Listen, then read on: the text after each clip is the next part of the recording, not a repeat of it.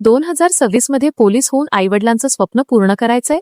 मग हा व्हिडिओ शेवटपर्यंत नक्की बघा, कारण आज आपण पोलीस भरतीची A to Z माहिती पाहणार आहोत, जसे की पोलीस भरतीची पात्रता, वयाची अट आणि मैदानी चाचणी. एकही चूक न करता पहिल्याच प्रयत्नात वर्दी कशी मिळवायची हे जाणून घेण्यासाठी व्हिडिओ आत्ताच लाईक करा आणि सुरू करूया. मित्रांनो, सर्वात आधी बोलूया शैक्षणिक पात्रतेबद्दल. जर तुम्ही 12वी परीक्षा उत्तीर्ण असाल तर तुम्ही या भरतीसाठी पात्र आहात. जर तुम्ही CBSE किंवा राष्ट्रीय मुक्त विद्यापीठातून IAS 12वी केली असेल तरीही तुम्ही अर्ज करू शकता. यशवंतराव चव्हाण मुक्त विद्यापीठाची YCMOU पूर्व परीक्षा आणि प्रथम वर्ष उत्तीर्ण असणारे उमेदवारही पात्र आहेत. आणि आपल्या माजी सैनिकांसाठी एक सुवर्ण संधी आहे. 15 वर्षे सैनिकी सेवा पूर्ण असल्यास केवळ 10वी उत्तीर्ण उमेदवारही अर्ज करू शकतात. आता वयोमर्यादा नीट समजून घ्या, कारण इथे अनेकांचा गोंधळ होतो. पोलीस शिपाई आणि बँडसमन पदासाठी खुल्या प्रवर्गासाठी वय 18 ते 28 वर्षे, तर मागास प्रवर्गासाठी 18 ते 33 वर्षे आहे. प्रकल्पग्रस्त आणि भूकंपग्रस्तांसाठी तब्बल 45 वर्षांपर्यंत सूट आहे. पोलीस चालक पदासाठी वयोमर्यादा 19 ते 28 वर्षे खुला आणि 19 ते 33 वर्षे मागास अशी आहे. तर सशस्त्र पोलीस शिपाई म्हणजेच SRPF साठी वयोमर्यादा 18 ते 25 वर्षे खुला आणि 18 ते 30 वर्षे मागास अशी ठेवण्यात आली आहे. अर्ज करताना परीक्षा शुल्क किती असेल? तर पोलीस शिपाई, चालक, SRPF आणि बँडसमन या सर्व पदांसाठी खुल्या प्रवर्गाला 450 रुपये आणि मागास प्रवर्गासाठी 350 रुपये फी असेल. वर्दी मिळवायची तर शरीराची ताकद आणि मापे योग्य हवीतच. पुरुषांसाठी किमान उंची 165 सेकंद मी असावी, तर SRPF साठी 168 सेकंद मी उंची आवश्यक आहे. महिला उमेदवारांसाठी किमान उंची 155 सेकंद मी आणि चालक पदासाठी 158 सेकंद मी असावी लागेल. पुरुषांसाठी छाती न फुगवता किमान 79 सेकंद मी आणि फुगवून ती 5 सेकंद मी वाढली पाहिजे. आता वळूया मैदानाकडे, जिथे तुमचा खरा घाम गाळला जाणार आहे.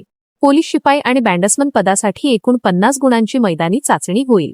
यामध्ये पुरुषांना 1600 मीटर धावणे 20 गुण, 100 मीटर धावणे 15 गुण आणि गोळाफेक 15 गुण असेल. महिलांसाठी 1600 ऐवजी 800 मीटर धावणे 20 गुण असेल. बाकी 100 मीटर आणि गोळाफेकचे गुण पुरुषांप्रमाणेच 15 ते 15 गुणांचे असतील. चालक पदासाठी शारीरिक चाचणी 50 गुणांची असेल, ज्यामध्ये धावणे आणि गोळाफेक समाविष्ट आहे. पण लक्षात ठेवा, लेखी परीक्षेसाठी पात्र होण्यासाठी तुम्हाला वाहन चालवण्याच्या कौशल्य चाचणीत किमान 40% गुण मिळवावेच लागतील. ही कौशल्य चाचणी एकूण 50 गुणांची असेल, ज्यामध्ये 25 गुण हलके मोटार वाहन चालविणे आणि 25 गुण जीप प्रकारातील वाहन चालविण्याकरिता असतील. ही फक्त क्वालिफाईंग टेस्ट आहे. याचे गुण अंतिम गुणवत्ता यादीत जोडले जात नाहीत. आता जे उमेदवार SRPF साठी तयारी करत आहेत त्यांच्यासाठी तब्बल 100 गुणांची मैदानी चाचणी असेल, जी फक्त पुरुष उमेदवारांसाठी आहे. यामध्ये 5 किलोमीटर धावणे 50 गुण, 100 मीटर धावणे 25 गुण आणि गोळाफेक 25 गुण असा थरार पाहायला मिळेल. मैदानी चाचणी पार पडली की येते लेखी परीक्षा. लेखी परीक्षेचा कालावधी 90 मिनिटांचा असेल आणि परीक्षा मराठी भाषेत बहुपर्यायी MCQ स्वरूपाची होईल. यामध्ये प्रामुख्याने 4 विषय असतील. 1. अंकगणित, ज्यात मूलभूत गणिते, सूत्रे, वेळेचे गणित, नफा तोटा असेल. 2. सामान्य ज्ञान व चालू घडामोडी, ज्यात इतिहास, भूगोल आणि राष्ट्रीय घडामोडींचा समावेश असेल. 3. बुद्धिमत्ता चाचणी, तार्किक तर्कशक्ती आणि विश्लेषण क्षमता. आणि 4. मराठी व्याकरण, ज्यात व्याकरण, शब्दसंग्रह व वाक्यरचना नियम विचारले जातील. आवाजात थोडी गंभीरता आणून, मित्रांनो, अभ्यास कितीही चांगला असला तरी एक छोटीशी चूक तुमचं स्वप्न हिरावून घेऊ शकते. म्हणूनच कागदपत्र पडताळणीच्या वेळी कोणतीही चूक होऊ नये म्हणून खालील कागदपत्रे आधीच रेडी ठेवा.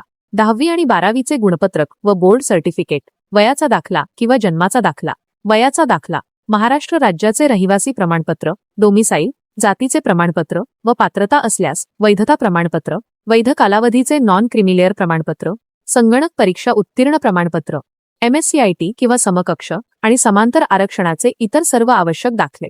लक्षात ठेवा, कागदपत्रात थोडी जरी चूक आढळली तरी तुमची उमेदवारी थेट रद्द केली जाईल. तर मग मित्रांनो, वाट कसली बघताय?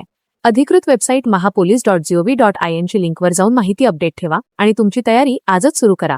महाराष्ट्र पोलीस भरती 2026 मधील यशस्वी प्रवासासाठी तुम्हाला हार्दिक शुभेच्छा.